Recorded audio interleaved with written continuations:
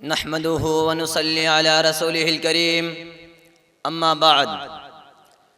تابق خواب تغافل میں رہے گا مسلم، تابق خواب تغافل میں رہے گا مسلم، ہوش میں آ کے ذرا دیکھ تو پستی اپنی، پائے تحقیر سے ٹھکراتی ہے دنیا تجھ کو، پائے تحقیر سے ٹھکراتی ہے دنیا تجھ کو، اور تو بھول گیا قوم پرستی اپنی۔ حضرات گرامی، آج ہم جس دور سے گزر رہے ہیں یہ ایک نہایت حساس اور عبرتناک دور ہے، چاہے اخلاقی اعتبار سے ہو یا معاشی اعتبار سے، سماجی اعتبار سے ہو یا سیاسی اعتبار سے۔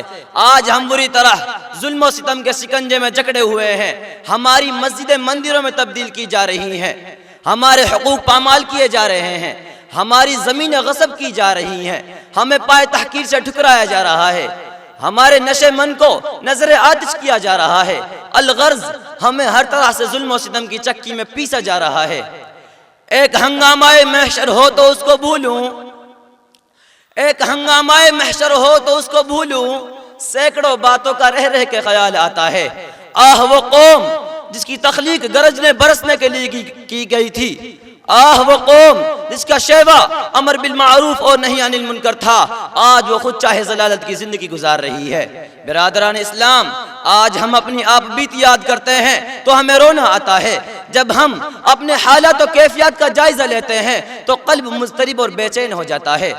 آج ہماری قوم روس کی رہنے والی ہو یا امریکہ کی، چین کی رہنے والی ہو یا جاپان کی، ایران کی رہنے والی ہو یا عراق کی، ہندوستان کی رہنے والی ہو یا پاکستان کی، چاہے کسی بھی خطہ کی رہنے والی ہو، آخر کیوں وحشت و بربریت کا شکار ہے؟ ہم ہی کیوں سہمے نظر آتے ہیں؟ کیا اللہ کا وہ وعدہ لا تہینوا ولا تحزنوا وانتم الاعلون ان کنتم مؤمنین ہمارے ساتھ نہیں؟ کیا اللہ نے ہمیں خیر الامت کے لقب سے ملقب نہیں کیا؟ کیا اللہ نے ہمیں اشرف المخلوقات نہیں بنایا؟ کیا قرآن و حدیث ہمارے ساتھ نہیں؟ آخر ہم بھی تو اسی اسلام کے ماننے والے ہیں جس اسلام کے ماننے والے پہلی صدی کے لوگ تھے۔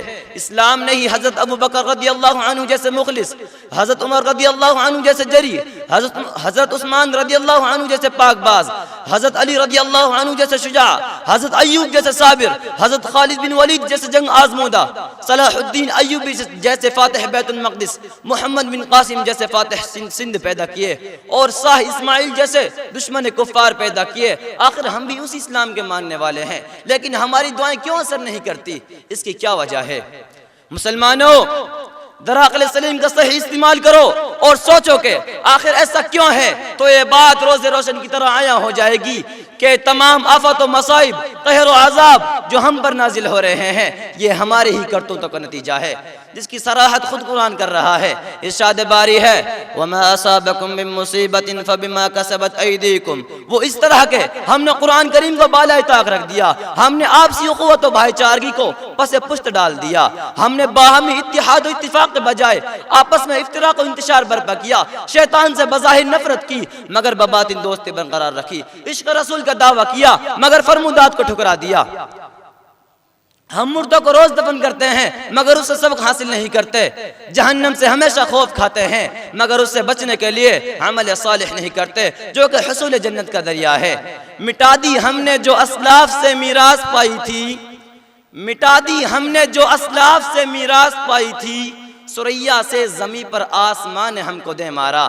یہی وجہ ہے کہ آج ہم نکبت و ادبار کی زندگی گزار رہے ہیں، یہی وجہ ہے کہ آج ہم رسوا و خستہ نظر آتے ہیں، یہی وجہ ہے کہ ہماری عزت پر الغار ہے اور آج دنیا میں ہمارا کچھ وقار نہیں۔ اسلامی بھائیوں، یاد کرو اس زمانے کو جب کہ ہلالی پر جنبام عروج پر تھا، یاد کرو اس وقت کو جب کہ قیصر و کسریٰ جیسی سپر طاقت حکومتیں ہم سے حواس باختہ تھی۔ اعداء اسلام ہمارا تذکرہ سن کر لرزہ بر اندام ہو جاتے تھے، دنیا ہماری شہرت و ناموری سن کر مقبوط الحواس تھی۔ کسی نے کیا خوب کہا ہے، تھی کون سی جگہ جہاں سایہ نہ تھا ہمارا، تھی کون سی جگہ جہاں سایہ نہ تھا ہمارا، دونوں جہاں میں یارو آباد تھے تو ہم تھے، تعمیر دو جہاں کی بنیاد تھے تو ہم تھے۔